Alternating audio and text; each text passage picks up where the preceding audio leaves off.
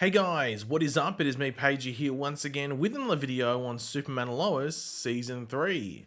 Now, as most of us should know, or hopefully know by now, Superman and Lois is back to filming with its third season that started filming about, I think it was about like 10 or so days ago, or something like that roughly. Now, just before they started filming, we did get the news about the Jonathan Kent recasting, which was a big issue in like the month leading up to filming because Jordan Elsas had exited the role after season 2, and just like, okay, well, they're gonna have to find another Jonathan Kent. We weren't too sure which way they were gonna go, and they found their new Jonathan Kent in the form of Michael Bishop. Now, this was followed in some of the first days of filming with some set photos of this new Jonathan Kent, played by Michael Bishop, in action.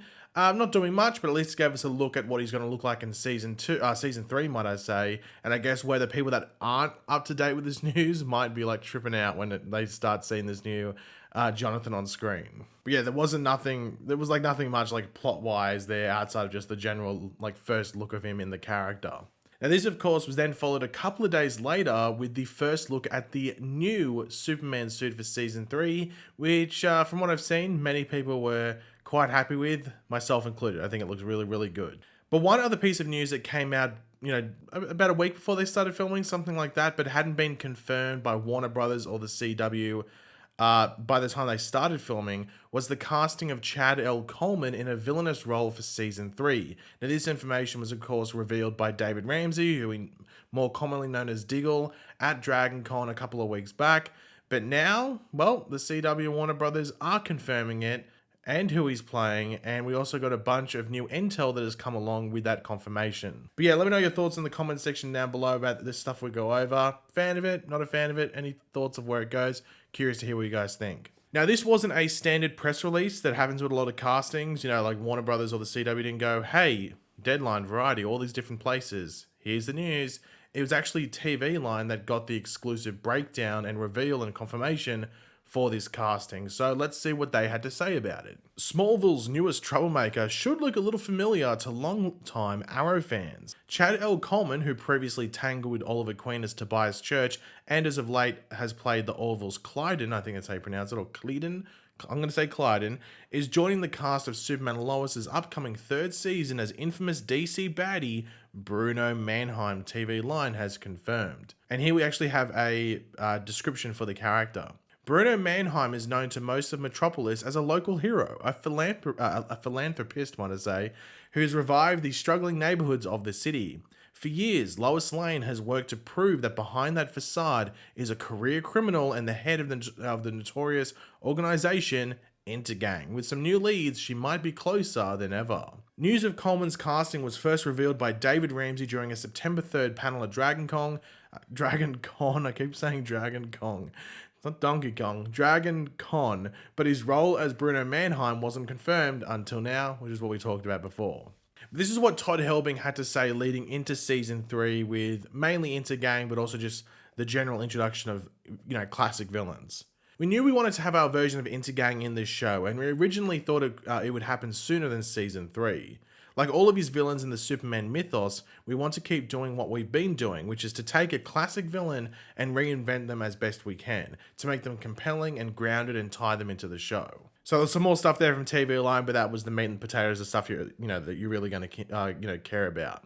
Now, what are my thoughts on this casting? I mean, I like Shadow Coleman. Obviously, they don't mention the fact that he was in Walking Dead, and that's where most people I think would recognize him.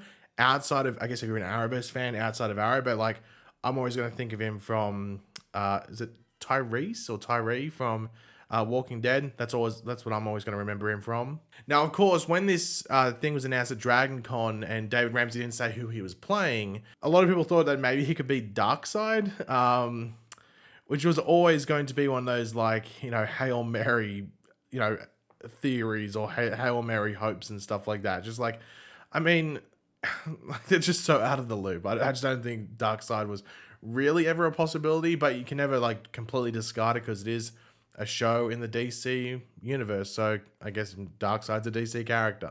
Now, Bruno Manheim, which of course they've said is what Chad L. Coleman or who Chad L. Coleman is playing, was on Smallville, I think. So he's been on DCTV before. I think he was on Smallville. But it was like one of those like younger versions that Smallville did. They had like younger versions of villains and younger version of all these different characters. So it wasn't like a fully fleshed Bruno Manheim from memory. If that was who I'm trying to remember that's who I'm thinking of from the show.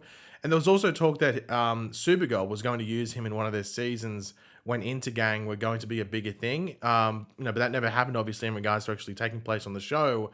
But you would remember, if you've watched Supergirl, that there was like an Intergang thing in like season 3 or 4 or something like that, somewhere around that. And obviously, I'm assuming that's where they're probably going to bring in Bruno Manheim if they did use him. So this is going to be like the real first live action piece where Bruno Manheim gets a larger focus and a proper story, and like interfolds into Gang as well. So I'm excited to see what they do. Now, one of the curious things about, Bruno Manheim now coming into the show is that in the Earth Prime comic series, where the events, there were supposed to be canon to each show, hence why they were written by, writers from each show, we had an established history of Lois Lane crossing paths with Bruno Manheim and his influence on the elite of Metropolis through various types of, criminal mind tactics, I guess. So I wonder if that's going to be included in this season of Superman and Lois. Well, the synopsis for the character that we just read before suggests that will be the case. So to the public eye, he is this hero and savior and, really good guy to the community and doesn't, philanthropist and all that stuff. But Lois knows there is more than meets the eye with this Bruno Manheim character. And he's involved with all these types of weaponry and villainy with Intergang and all this stuff, all this different stuff. So you could almost think of him like a villainous Tony Stark, you could say. It wouldn't surprise me if that's maybe the angle they go down. But yeah, that's how you could say. Now, I know there's going to be discussion because in the Earth Prime comic series, which we're just said they're meant to be canon, Bruno Manheim sort of looks like how he has always looked in the comics. So like a sort of like a white guy, tanned guy. I'm not too sure what his ethnicity would, be, but in the comics, in the Earth Prime comic, they just made him look like you did in other comics and other animated stuff and all that type of, stuff. But of course, back then when they were writing the comic series, they wouldn't have known who was going to play the character. I mean, you'd be planning well ahead of advance if you knew who was going to be playing the character. And you always cast the best person for the role. So I think Chad O'Connor would do a very interesting role, and I think it's a role that I personally haven't seen him in, and that type of character. So I'm very curious to see where they go with it. But I think like the Tobias Church stuff from Arrow makes me think that he's going to do a good job. That's what makes me pretty confident with this casting. But yeah, as I said, if they do get down like a villainous and nefarious Tony Stark type of character, I think that'd be pretty cool. And also, we know there's going to be some more journalism parts in this season and some more like investigating and some sleuthing and stuff like that. Clark's going to get back into that as well. So I'm excited to see that whole team up on the journalism side and, investigating maybe some dodgy dealings that Bruno Manheim has been, being involved with. Now, of course, we said earlier in the video that we had those set photos of Superman in his new suit. Now, of course, these were in a city scene, and the city was Metropolis. There was like a Metropolis taxi door that was being used as a weapon by the villain that Superman was facing. So we've been talking about this, but it seems that we're going to get more Metropolis / just metropolitan and city areas and scenes in this season. I guess mainly because of Bruno Manheim and Intergang. I've said that it's going to be very coincidental and almost borderline annoying if it just becomes this thing like, oh, how convenient, Bruno Manheim and Intergang want to set up in Smallville. Like, that'd be really annoying if that's the case. So I think, of course, we're still going to have the Kents living in Smallville, going through their day-to-day lives, there, and use it as like a home base, which might be good to separate themselves from Metropolis. But a lot of this big stuff with Bruno Manheim and all that will happen within Metropolis and other areas like that, which I think is needed, because I think for the show to expand, especially now that it's, set itself on its own isolated Earth, it's not on Earth Prime with Flash and all those other heroes, it needs to expand outside of Smallville. I know we're going to Metropolis, we're like, well, that's just where Superman is normally, that's not really expanding, but the show's not set there. We haven't spent that much time in Metropolis. So actually spending more time there this season will feel like a breath of fresh air. So I'm excited to see how they go about all that. Now, of course, Manheim or Bruno Manheim and Intergang, are they the only villains? If Bruno Manheim and Intergang, or at least Bruno Manheim specifically, or Intergang specifically, are issues from the get-go, straight from episode 1 or towards the end of episode 1 of this season, I could definitely see a situation where they lead into, if not create the issue for the end of the season. So you have Bruno Manheim and Intergang for the first, like, I don't know, let's say 6, 7, maybe 8 episodes, roughly, something like that.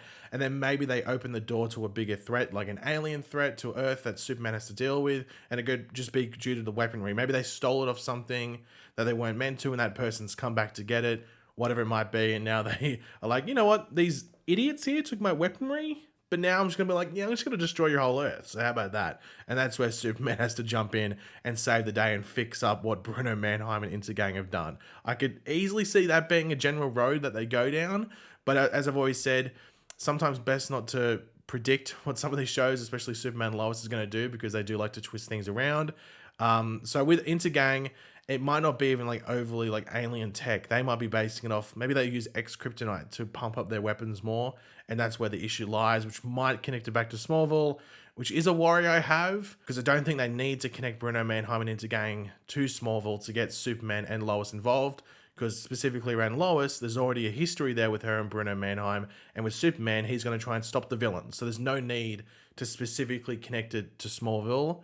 But let's wait and see what they do. But yeah, guys, thanks for watching. Hopefully you enjoyed the video. If you did, it'd be awesome if you could drop a like on it to show support. Let me know in the comment section down below your various opinions on all this. Do you like the casting of Chad O'Common in the role of Bruno Manheim? Do you have any expectations, any theories of where we go? Looking forward to it. Let me know all your thoughts down there in the comments. And of course, if you are new to the channel, make sure to subscribe. And I will catch you guys later. Goodbye.